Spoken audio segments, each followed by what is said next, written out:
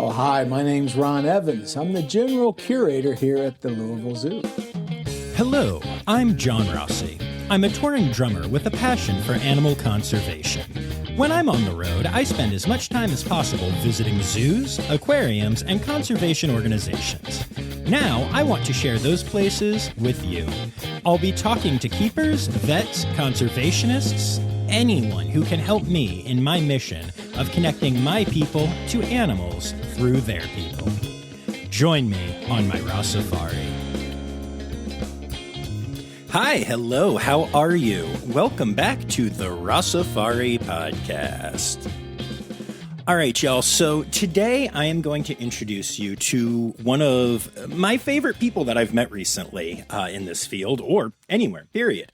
Ron Evans is the General Curator at the Louisville Zoo, and the dude just exudes passion, which, as you may have figured out by now, is something that I tend to be a big fan of, especially in the zoological world. And so it was kind of funny. So this is from my big trip where I was at the AZA Mid-Year Conference and at the ABMA Conference and hit some zoos in between and everything. And I had reached out to the Louisville Zoo to talk about doing some interviews there and spoke to their PR person. And we were starting to work out details. And then I was at Mid-Year and I met Ron.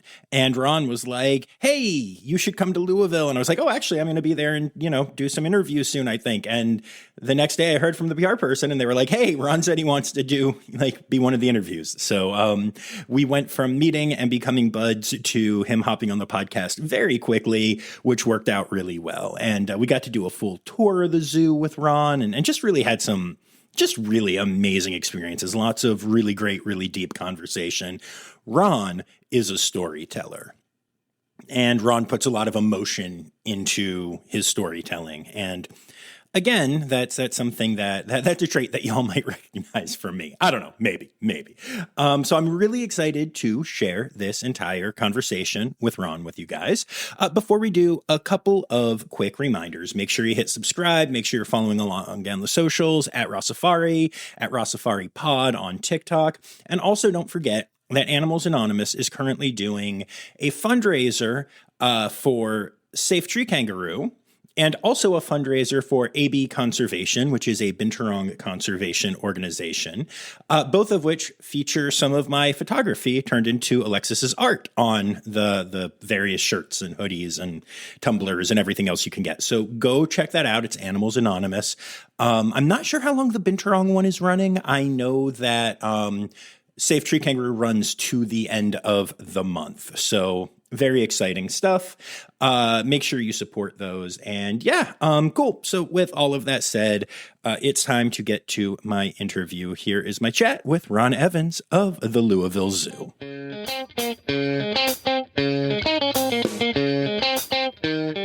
You did that so professionally. It's like you've done an interview before. Once or twice. Welcome to the pod. This has been fun because Zoe and I are coming to the ABMA conference by way of Mid-Year. And you and I met at Mid-Year and hung out a good bit. Yeah, so it was a real pleasure, John. Yeah, I'd heard about you, but I'd never seen you in person. And I don't think I've ever seen anybody with quite that much energy. I've seen, there's a lot of great colleagues out there that are, go, go, go. But clearly your passion for red pandas and tree kangaroos and zoos in general is very apparent. So I'm always happy to talk to a fellow enthusiast. Well, I appreciate that. I think I was the only one doing costume changes at the conference. I wasn't paying that close of attention, John. I did not notice your costume changes. Well, because when it was tree kangaroos, I had a tree kangaroo shirt on. When it was yes, correct. Yeah. Not full costumes, but yes. You did do that. Yes, I did see that. I thought you were wearing a red panda costume and I somehow missed it, but I guess not. Maybe someday. Maybe I need to up my game for next year's Mid-Year. Did you see those little red panda costumes or little clothes they had in the Atlanta gift shop? Yes, for like plushes. I so much wanted one of those adult size, didn't you? I have one. Oh my gosh. Yep, yeah. I actually have a binturong one too. just for some context. They're very comfy, like onesies to sleep in. Okay. All right. One of my favorite things to do, just since we're having a goofy convo already, is my son Miles. He's 11 now, and I try to get with him every Halloween for trick or treat. Yeah. I will build my schedule around it as best as I can. And so, it's good to have a red panda costume and a binturong costume. Yeah, it's fun. I used to love dressing up when my girls were little. Yeah, it's a good time. Yeah. But that's not actually what we're here to talk about today, although that would probably be fun too. But so we are here to talk all things Louisville Zoo, including the fact that I want you guys to change your name to Zooisville. But, That's clever, Zooisville. We'll put that one on the list. So, low on the list, yes. So, it has been a couple of years since I've been here, and this is the first time having y'all on the pod. And one of the things that I've noticed when I came here, I want to say about 5 years ago, and I really liked it. I did. I genuinely thought it was a really good facility. I was excited about some of the animals here. I was sad that there were no red pandas or binturongs, which has been corrected. So good job. Just for you, John. I appreciate that. No, but driving through today with you. So we got here early, and you took us on a bit of a tour of the zoo. And it's really grown up. It's a glow up right now. Okay. I'm digging it. Well, I'm glad you enjoyed the the upgrades we've made the past few years. Louisville Zoo's always been a wonderful place, a leader in animal habitat design. We were the first zoo to have a multi-species rotational habitat at our islands habitat, where Sumatran tigers and orangutans and babirusa and tapir and siamings all take turns rotating through this dynamic facility, multiple habitats, really big back-of-house bedroom spaces, comfortable spaces, and a crazy dynamic transfer system so they can all rotate at different varying times and for amounts of times to make their lives that much more interesting, choice and control.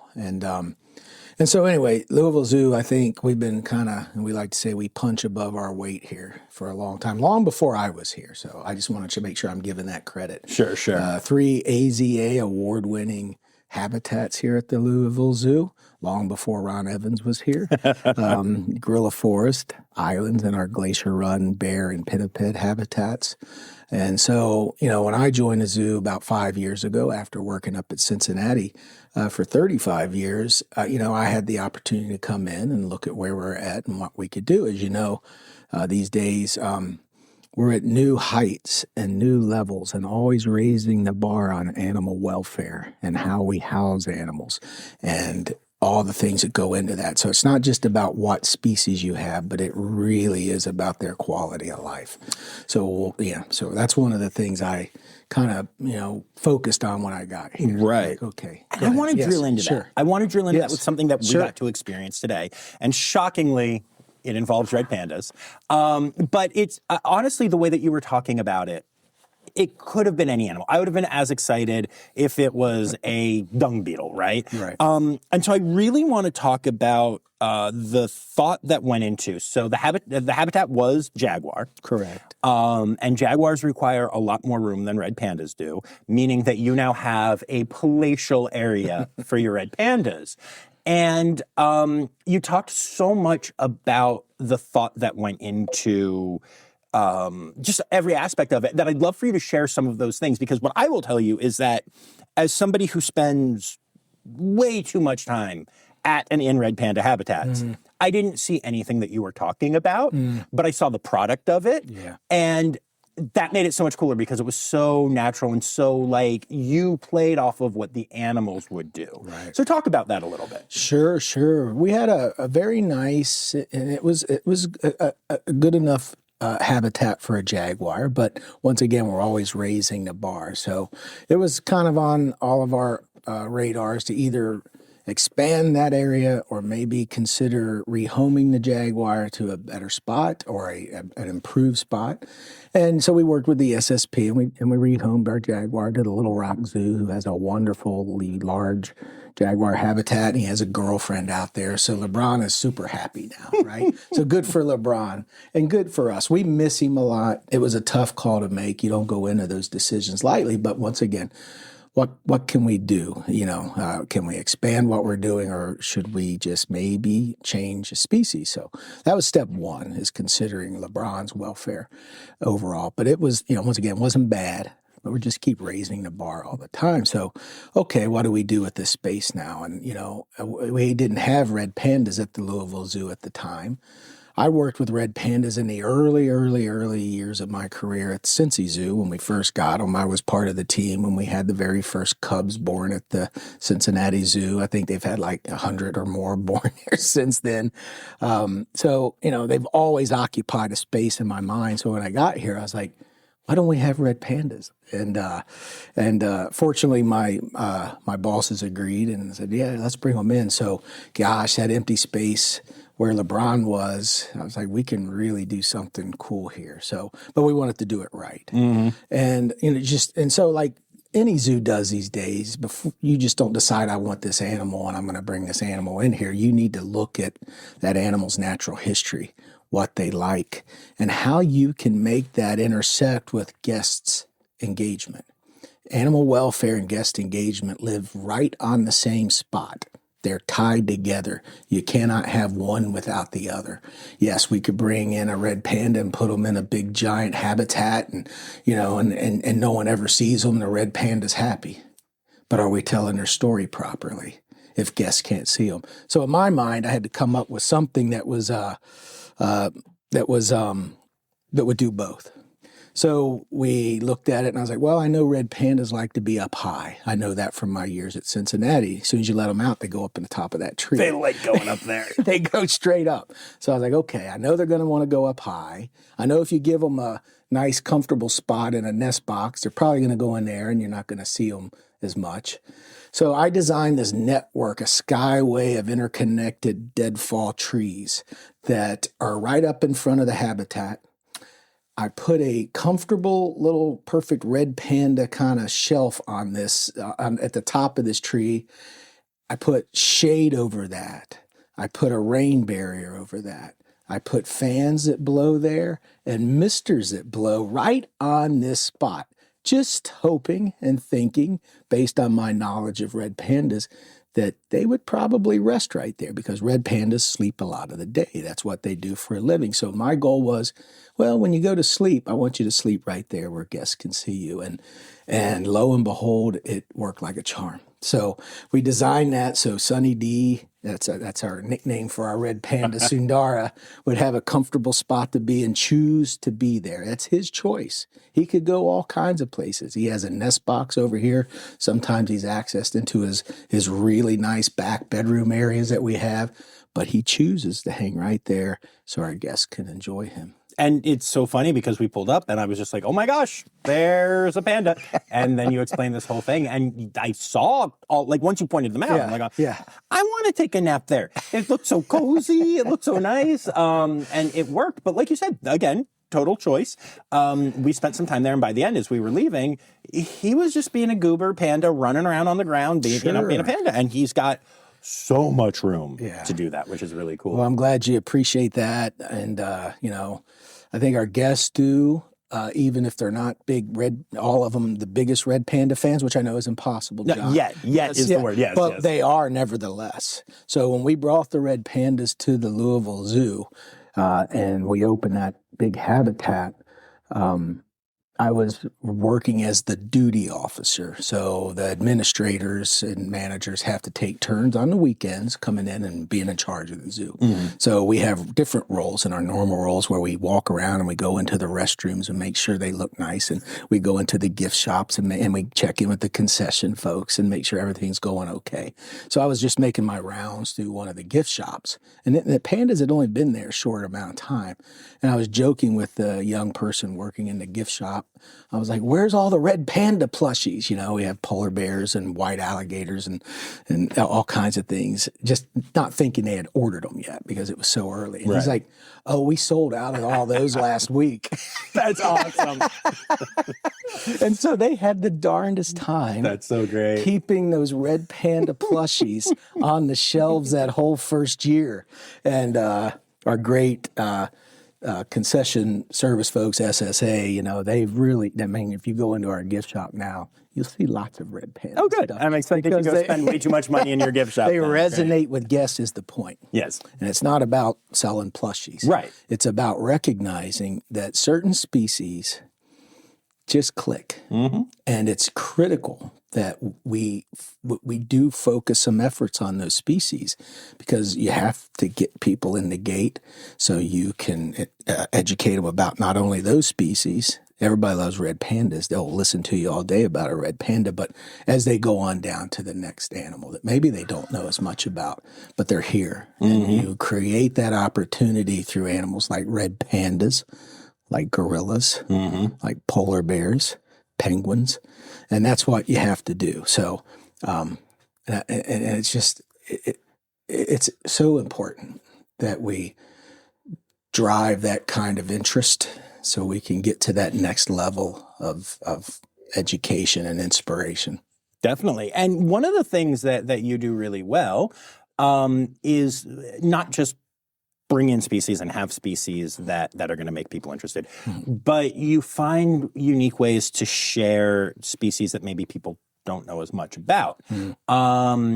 And to start with, actually, we're going to stick with red panda for a second, because one of the things you cared about was accessibility with that habitat. And I thought that was worth featuring. But then I also want to touch on what you're working on with the maned wolf right now, because that is a species I've known for a long time and loved for a long time. And I had my mind blown today. So start off and talk about the accessibility stuff a little bit, and then we'll transition into that. So making those connections with folks is always a goal. For every zoo in special ways. So with our red panda habitat, one of the components we added, in addition to the great choice and control for the pandas and the bedroom spaces for them, was we wanted to give people a special opportunity to go in and have an experience in with the red panda and to be able to feed them. So we designed this route for the red pandas to comfortably climb around on some deadfall connected from their sky trail all the way over to this little stump or big stump up and to the back of the habitat, where we trained Sunny D to enjoy sitting there, take some grapes off a stick. We've actually tested that to make sure internally he's enjoying it, but we want to let everybody enjoy this thing. So we spent the time and effort to redo the service pathway, the service driveway in there, so that it was at the right pitch to be ADA compliant, because we wanted anybody with any sorts of abilities to be able to come and enjoy a red panda experience. So we can accommodate anybody in there.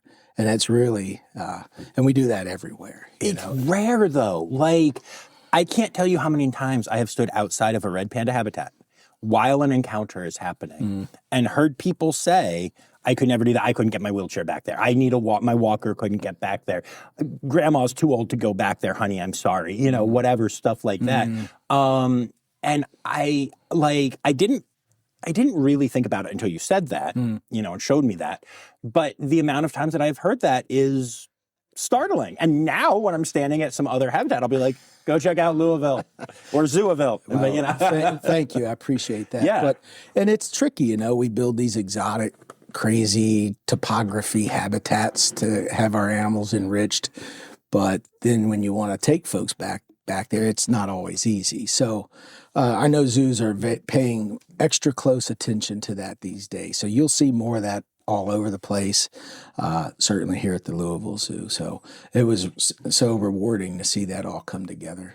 Yeah, that's awesome. Took And then a little extra training for Sunny D to accept the, we took chairs in there and practiced with him and, you know. But that's so good. And that builds resilience too, right? Like, you know, if something happens and he's more comfortable with new things, sure, that's just a good thing for Sunny D, you know? Yeah, building resilience and capacity in our animals is important. That's not just exposing them to weird things. That's a structured training behavior, right? Right. So you just don't throw weird things at them. Well, you did today when you let me in there with them.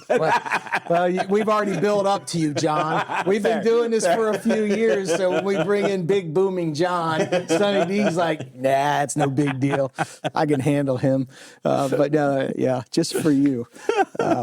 But capacity building and resilience building in our species is more important than ever, and it's something that we're recognizing more. We build these great habitats and give them places to feel comfortable and hide in, but you never know. What if there's a plane that blows up at the Louisville airport, which we had happen here. Oh, geez. Yeah, it was on the news, and it was sad. It was tragic, and the giant cloud from that jet came right up over the zoo with particles falling down. And I had a skeleton crew still here at the zoo. It was late in the day. I happened to still be here. Our great night keeper staff was still here. A few keepers were around. One of the vets was still here. And we mobilized, and we were able to retreat into their bedrooms so many animals at a very odd time under very quick circumstances. And but that's because you work on that resilience building, that capacity building, that something different isn't the end of the world to the animal. But that's certainly a cutting edge. I don't know to call it cutting edge, but it's a high focus these days throughout AZA zoos to build that capacity in your animals. Yeah. Definitely, yeah. And, it's a great transition to the maned wolf thing because that is also training, but it shows up. So like I said, I know maned wolves. I've seen maned wolves at a lot of facilities, right? They're very cool animals. Not a lot of people know them. But they tend to kind of lounge about a lot. Or if they walk, they just kind of tend to, they take their time, right? They're very long-legged sloths when they move. And what I learned today is that is not the case. They don't have to be that way. So talk about this program that y'all are working on right now. Yeah, so maned wolves, once again, are one of those kind of a signature species for the Louisville Zoo. Long before I was around, maned wolves were part of the program here.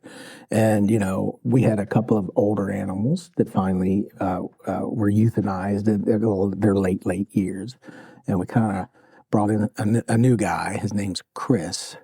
And while we just always are looking for ways to inspire guests and connect guests and also create closer connections with the animals through training. So we've been playing around with different things we could do for Chris and for our guests. And so it started off just training him for a good stationing behavior where not behind the scenes, but in little side patio areas off of his bedrooms. We wanted to train him for getting on a scale and these kind of important husbandry things that we do for our animals.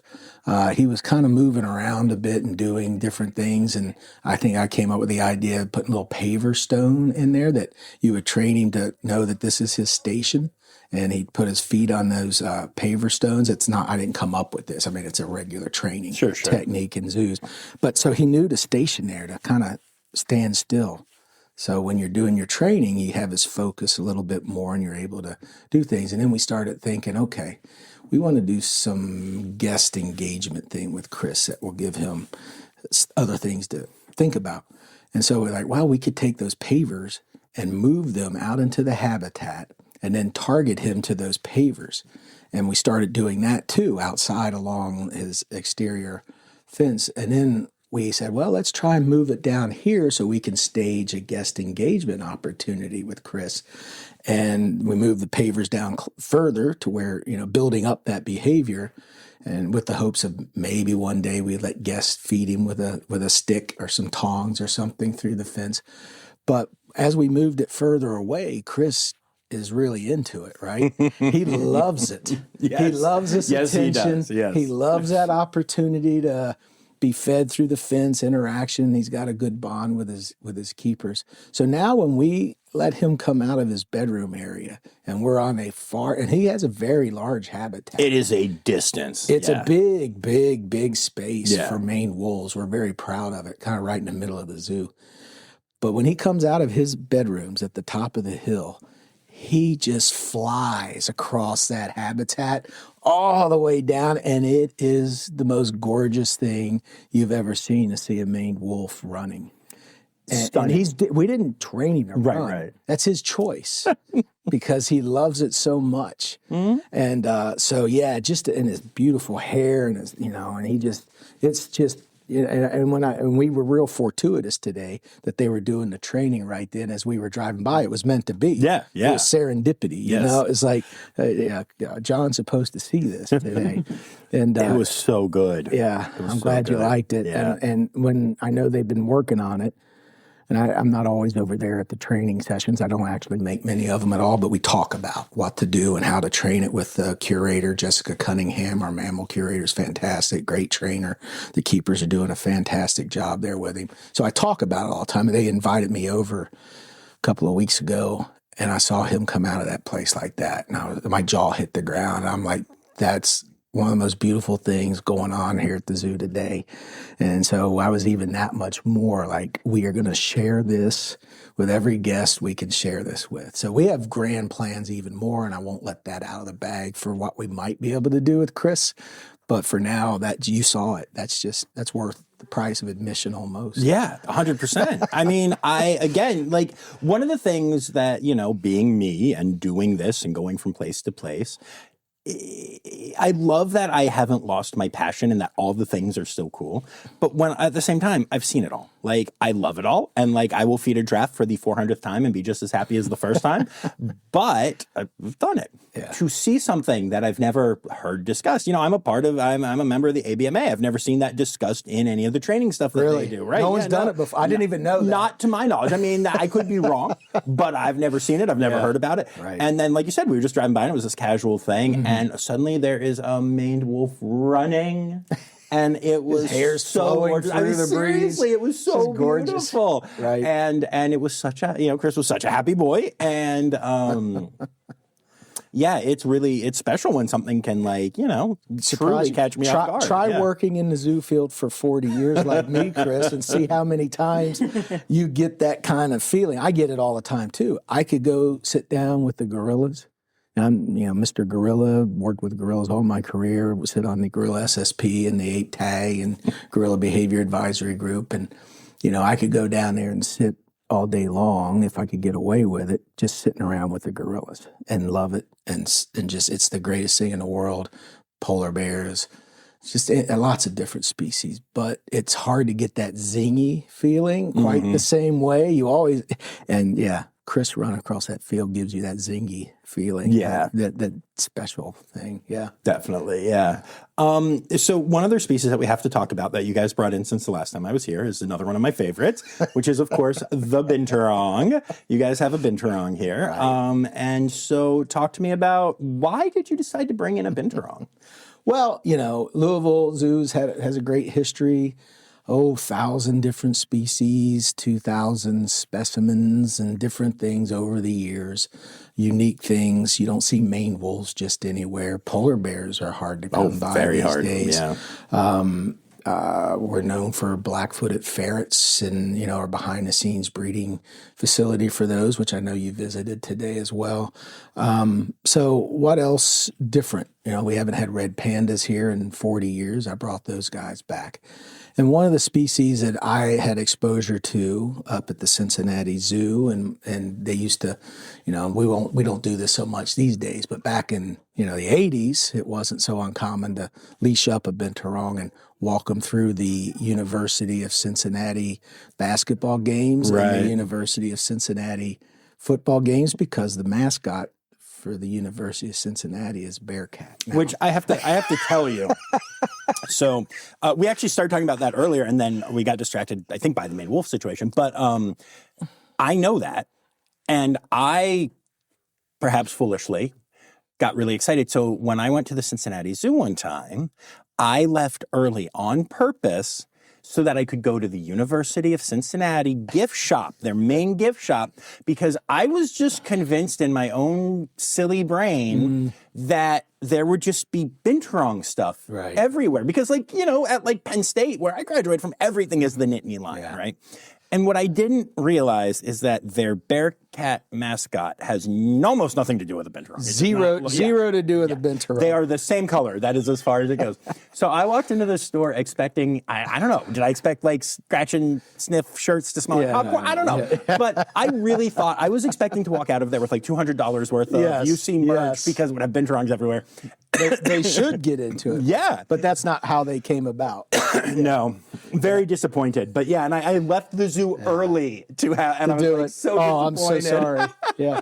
Well, you know, ironically, that we're here in Kentucky, the Bearcat name came from kind of I don't know the exact history, but it was some kind of a spiteful mascot name because of the Kentucky Wildcats. Oh. And there's some, you have to look it up. Sorry, I'm going to misquote it. But that's where that name came from. But of course, there's an animal called a bearcat, and their mascot kind of looks like the binturong. Kind of, not exactly.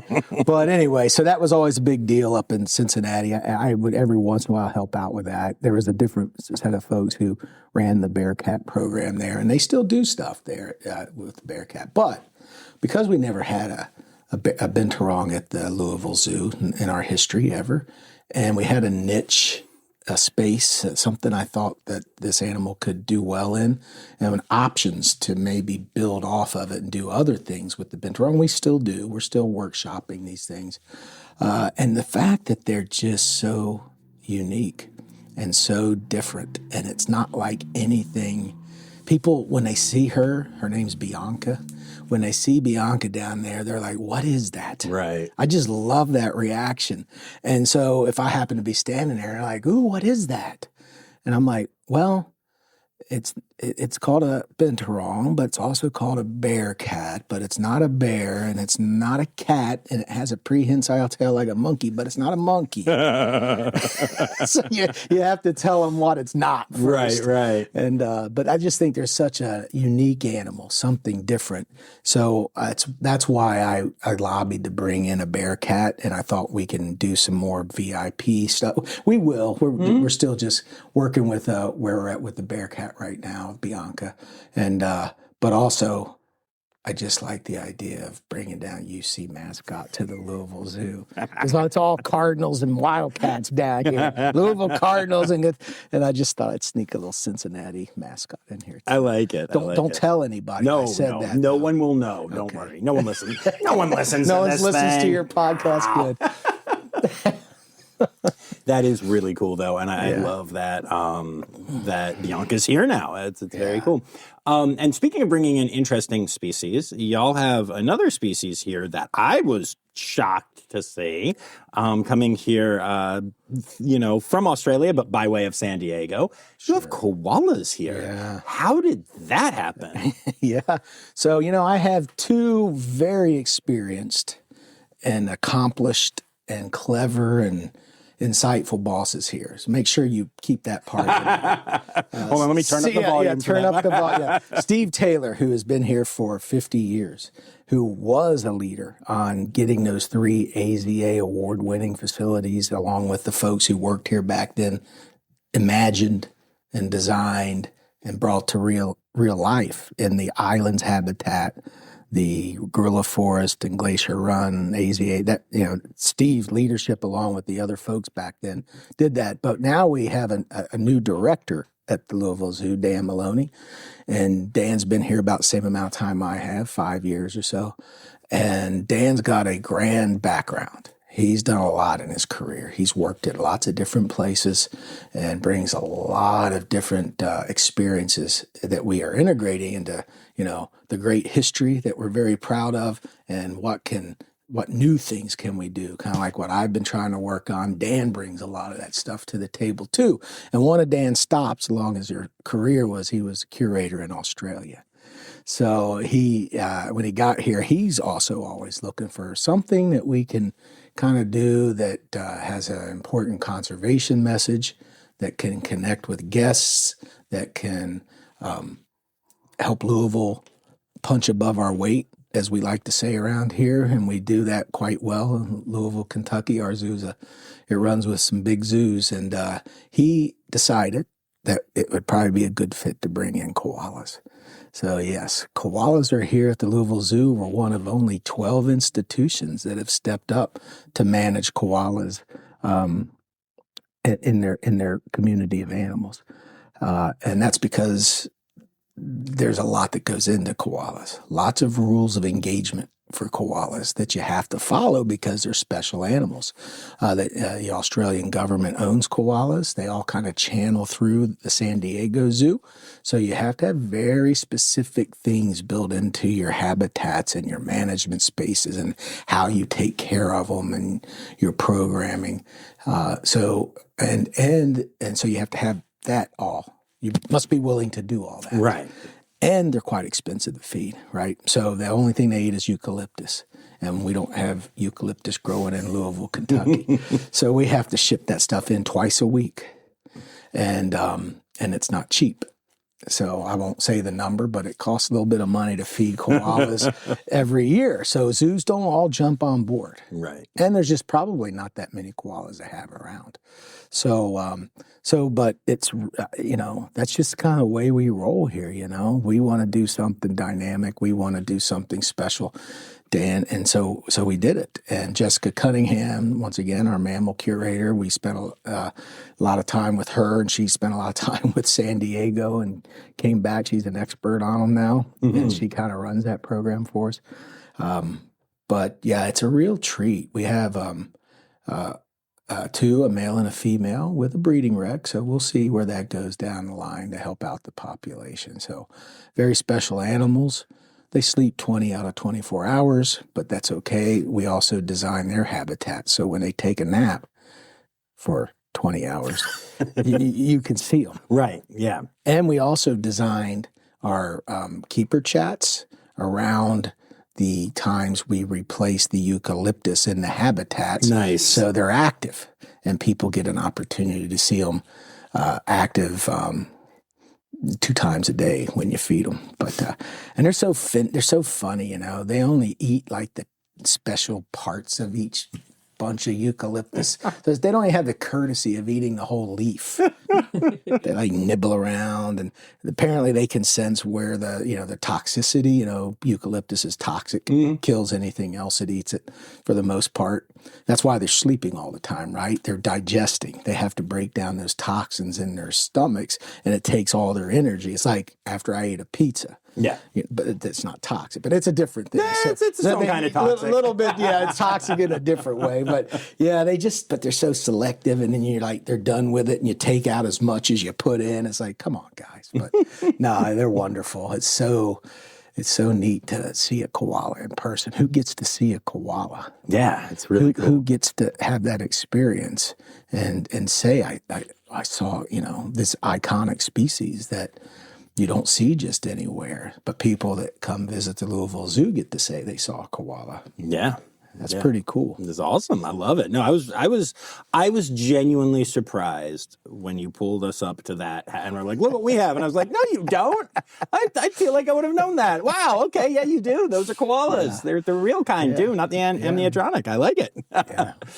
They're really, they're cool animal. And one thing that I love about koalas is you were talking about like how animals that sleep can be tricky. Sure. Because you have to design the habitats or else people won't see them, whatever. Right. But for whatever reason, maybe it's because they sleep 20 hours a day, people like want to see koalas sleeping.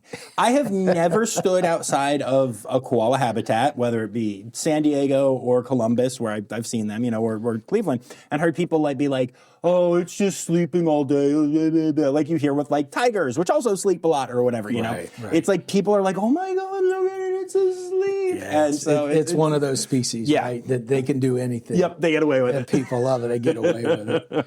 So yeah, always looking for opportunities to do something different here for our followers, our guests at the Louisville Zoo, ways to inspire conservation thoughts and actions. I would be remiss if I didn't talk about our next biggest project coming up. All right. It's a 25-acre, and I won't say the price tag on this thing, 25-acre habitat, our largest thing we've ever done, and we've done some big stuff here at the Louisville Zoo.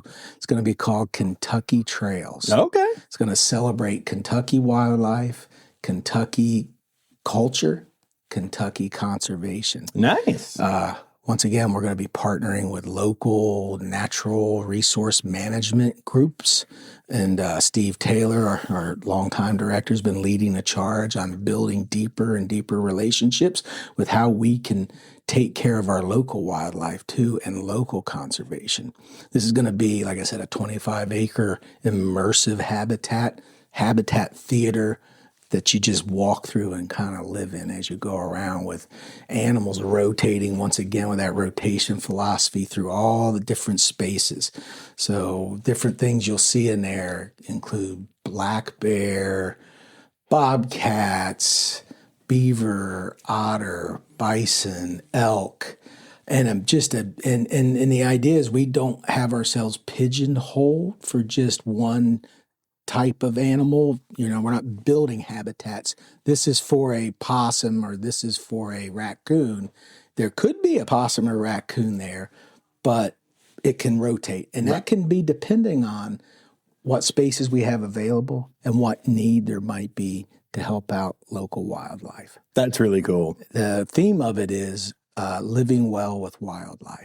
So, there's more and more conflict between humans and wild spaces all across the world. Oh, yeah. Right? That's the number one challenge, even in our own backyard. So what can we do to help people understand that we have to coexist? Right? Yeah. That's a term you hear more and more throughout zoos as well, is coexistence with wildlife. And this is going to be a spot that really stresses that, really emphasizes that, and helps people understand, we're all in this thing together. Animals, us, we can't do it alone without the animals, and they're not going to live if we keep doing whatever we want to do. Yeah. Yeah. So when is that going to be going on? Well, shovels go in the ground here in a month or so. Nice. All right. That is exciting. Yeah. So, it's a big project. Right. It's a massive project. We've never built anything of this size. It's like you're building a whole new section of your zoo. Right. Not just one habitat. It's like you're building a whole chunk of your zoo. And so that's going to have to be phased in. Mm-hmm. The timeline, certainly will be, probably lucky if we get it done by 2028. Mm-hmm. But, these things have a way of building momentum and going, and we're hoping to be able to share this with guests sooner than later. That's awesome. Yeah. Now, one thing that I have to ask you about is your role here, because you started off, like you said, you were at Cincy for 35 years, right? Mm-hmm. And you fell in with great apes in particular. Primates. Primates in general. Apes. Yeah, okay, cool. And I, as a keeper and stuff, and actually taking care of animals. Yeah. And now you're stuck talking to a podcaster about the next thing you're opening and driving me around the zoo. Yeah. How does the transition work for you, and how do you feel as you move away from day-to-day animal care to, obviously you're still very invested. You know all the names, you think through a lot of these things, which is cool. I love that you have that. But how has that been for you, transitioning to that kind of next level? Yeah, it's tricky. I'm in this because I care deeply for animals. But somewhere very early in my career, I realized that it wasn't just about the animals, it's also about people. Mm-hmm. It's about our guests. And we were doing some of the very early, before they were common in other zoos, keeper talks with the gorillas in Cincinnati. Oh, cool. And we were the first area that had regular animal area that had microphones because our crowds were so big at Gorilla World, right? So I always understood that. So animals are at my core. And each one of these steps it is another degree of separation. But as you get to these different phases of your career, some folks just never want to do it, never want to move up, and that is awesome. I totally get it. Today, if I could go back and be a zookeeper right now, I would be perfectly content. Mm. If I were to decide to continue to try and go up and become a director of a zoo, I I feel confident I would be really good at that and quite content. If you decide to do that, if you could go into one that I haven't gotten in with Rossifari yet, so I could just come and experience, that'd be great. Thank you. I'll work on getting you. Which zoo do you want me to be director of? Bronx? I'll just go. No, just call up Jim and be like, "Yo, you're out. Sorry." No. But my point is, if zoos are in your heart, you just want to be part of something special. Who gets to work at a zoo? Who gets to come in here and be around gorillas and polar bears and red pandas and binturongs and little penguins and Komodo dragons and toucans, whatever it might be? Who gets to do that? Every single day I get to come in here, and even though some days it's an office day, but as GC, at least my job is to make rounds and look at, and go in and talk, and we have animal meetings, multiple. We're always communicating, layers and layers of communication about animal care and welfare, and then administrate. But just any job that you get to be in that presence, it's, to me, I like making money. I like to eat pizza and go to a movie and have a house. Yeah, all good things in that order. But I still sometimes can't believe I get paid. Don't tell my bosses this either. I can't believe I get to be paid to be here. Right. Now, some folks might say you're full of crap, Ron. Some folks, aren't quite all in as I am. But I think, any stage I'm at, any position I'm at. So whatever I can do that I feel is the best fit for me to be the most effective, to help animals, whether I get to be hands-on training. I miss training gorillas. I don't get to go down. I get to talk about it, but I don't get to go down and do it as much. But it doesn't matter, because I'm part of it. So I hope I can, right now my mind is I can retire being GC at Louisville Zoo and I'd be tickle pink. But, but maybe there'll be something else to move on up. Or maybe I'd be like, I could really be an effective mammal primate curator again, as I was for so many, and maybe who knows, but that's just, to me, it's hard, but it's not being away from animals, because I'm just here. Right. I get to be around them all the time. It's crazy. That's cool. For 40 years. It's nuts. That's awesome. And it doesn't seem, I say I've been in the business 40 years. It seems like 5 years. It feels like, how did that happen? Because it's the greatest job in the world. Right. Oh, I love that. That's so great. Cool. We are winding down. So is there a conservation organization that you would like to give a shout out to? Well, we do a lot of conservation work here at the Louisville Zoo. We're jumping on to animal safe programs more and more all the time. As soon as budget releases a little bit, we add another one. I know which one you're going to add soon. Because you already told me I don't have to harass you about it. Yeah, you don't harass me. We're working on several other ones. Yes, actually. That's fantastic. But I would say, the BFF conservation work we do is right now the greatest thing we're doing at the Louisville Zoo. But if you want to talk about one conservation organization that I would call our hallmark, the one that we've been doing the longest, is supporting the Dian Fossey Gorilla Fund. And that's because, as you probably know, Dian Fossey was a native Louisvillian. She's from Louisville. And she, long before I was here, she visited the zoo one time to an AZAC chapter, hosted her. And this was her last, I talked to the folks who were here back then. This was her last time in the United States before she was gone. And she was my inspiration. And kudos to the Louisville Zoo, who never had gorillas back then. They've been supporting Dian Fossey for probably 45, 50 years. As long, forever. And then they built for gorillas. And, it continues. And to this day, they've been supporting that organization. And just look at what that has done. It's the place where ecotourism term was coined. Right. That didn't exist before the mountain gorilla work. It didn't exist before the people who came after Dian Fossey. Gorillas in zoos, because they're who they are, because they're so compelling, are one of the most successful species in the history of zoos. 200 years into the future, we know, because zoos have invested so much to connect with guests with them, we know they'll be around. zoos haven't accepted a gorilla from the wild in over 50 years. People don't know that completely, you know. And the Louisville Zoo is, you know, supported that work in the field long before they even had gorillas here at the zoo. So to me, that one's the one that touches me the most. Yeah. Is our support of Diane Fossey. That's really cool. That actually also really inspires me because I'm on a mission right now, not to turn everything back to, you know, tree kangaroos like I do, but I like tree kangaroo conservation too, John. I know you do. I mean, no, but all joking aside, though, right? Yeah. So one of the challenges that I'm facing as I've come onto the Safe Tree Kangaroo program, and I'm trying to make it more of a thing, is that there are 18 facilities in the U.S. right now that hold tree kangaroos, right? So how the heck am I going to make it more of a thing when I think 16 of them are already part of the Safe, right? I can reach out to the other 2. But so I've been trying to figure out how to connect with places that have ground kangaroos or wallabies or whatever, and have them share the story of the tree kangaroo. And I've had this idea just recently. This is something I've just started thinking through. At mid-year, I came up with this idea and started talking to some people about it. But I haven't heard any examples of zoos supporting animals they don't have yet.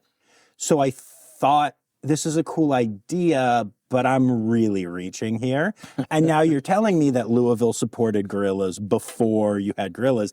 And that actually really means a lot to me, because that is proof that my maybe insane idea could actually work. Yeah. That's really cool. You don't need to have the animals to support a Safe or do conservation work.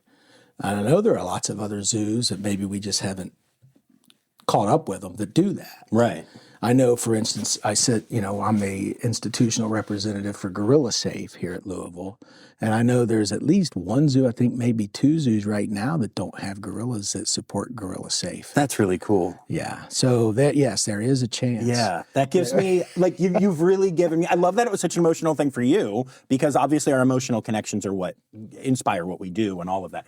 But then for me, it also made me emotional just realizing that this idea that I just had to try to help save the species that I love, that is so rare and everything, could actually work. So I'm actually like, thank you for that. It can. It's really cool. It just, you know, it only takes one person. Right. Yeah. It only takes a Diane Fossey. Yeah. Or a Jane Goodall or a Berute Gaudicus, who also just passed away. I think that's why it's kind of extra. I didn't know I was going there, but I don't usually go there. But I mean, it was, but you know, it only takes a person. And, you know, you've got energy to spare, John. So I'm sure tree kangaroos are going to be right in everybody's, you know, gift shop soon. We're trying. And then to completely ruin all of the good vibes right now, it's time now, don't you know? We've come to the end of the show. But there's one tale left to go. You're gonna laugh and say, oh no. It's time for the Rossifari poop story. Well, you know, having been around a lot of animals, I do have a number of poop stories, but one I like to share because it illustrates how we've grown, I think, over the years. So years ago at Cincinnati Zoo, we brought in a silverback gorilla. His name was Colossus. Now, Colossus was a throwback to the old days when people used to be able to buy gorillas. You didn't have to be a zoo, right? And he was owned by a private owner, lived by himself for a lot of years up in New Hampshire. And he made his way to a different zoo. And then, you know, it was recommended by the Gorilla SSP that Colossus come to the Cincinnati Zoo. He was a wild-born animal. He had never reproduced. And of course, we were really good at making baby gorillas, and they still are up there. And so we said, sure. So, so they brought Colossus in, and over the years, because of maybe not being in the best of situations or most supportive of situations all of his life, he had developed a bad feces throwing behavior. So when they brought him in, they didn't tell us this up front. When they showed up, they're like, be careful, he's a thrower. And I was like, oh, man, I can't believe this. And anyway, you know, we brought him in, and he came into our bedroom areas, and he was just magnificent. He wasn't called Colossus for no reason. The guy was one of the largest gorillas ever. And just to know his history, I wanted to help him. Mm-hmm. But he wanted to initiate me time and time and time again. I took so many poop baths. It wasn't even funny. So what do you do about that, right? This was reinforced in him somehow. I don't know how, the history, whatever. Sure. And training back then was really not as common. Behavior management, behavior modification, operant conditioning was in its infancy. This was the early 90s.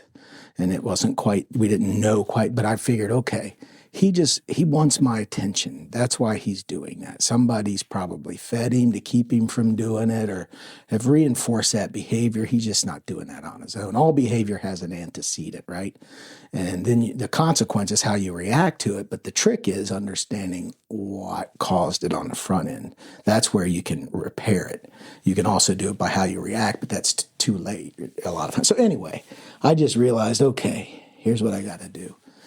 First, I just have to not jump and not dodge and not look around the corner at him before I walk down because that's a trigger.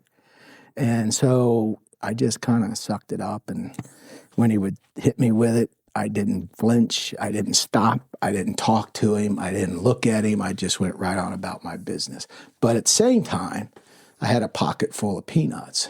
And anytime I would walk by there and Colossus was just laying in the back of the stall doing nothing, doing anything other than throwing feces at me. It just made sense to me.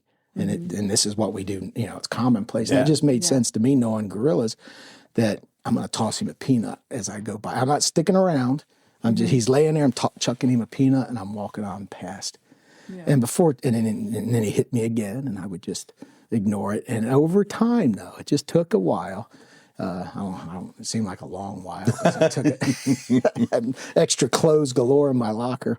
He eventually stopped doing it, and I could walk down there, and he didn't have any formal operant conditioning training yet, and I was able to sit in front of him and start training him for hand injections and all these more complicated behaviors, and not worry about him chucking feces at me anymore. And so it just made me feel special that, he had this unfortunate background that a lot of animals did, and that we were able to socialize him. He had never been around successfully with other gorillas before. So he got him some females in his group and he was socialized and we had relationships with him. We did. And just kind of improved his final years. He was older when he came to us, but so that's my poop story. It's not funny. No, it's still pretty funny. Story. You walking by repeatedly and getting slammed with poop. We had a seasonal working for us or an intern, I can't remember, and she there was no way around it. You had to walk by him to get to other spots sometimes, and she couldn't do it. And I'm like, well, I don't want to undermine his training either. So I said, just put a raincoat on. And she did. And I was kind of joking. Otherwise, she had to walk way down and go around this long way to get to the other side. I said, just wear a raincoat. And she came in the next day with a raincoat on. So when she walked down there, splat, and she didn't flinch because she was. Yeah. And it was like, and I was like, you dummy. How did you not do that for yourself? It just, I was more worried about her getting hit than I was myself. And I just kind of jokingly said it. She did. And sure enough, it was no time. And he stopped throwing at her, too, because he wasn't getting the satisfaction out of a reaction. Oh, that's funny. Yeah, that was funny. I should have just put a raincoat on. Awesome. Well, thank you for taking the time to do this. I appreciate it. Yeah, my pleasure. My pleasure. Thank you for coming to the Louisville Zoo. I hope you guys enjoyed your tour. Yeah. Yeah.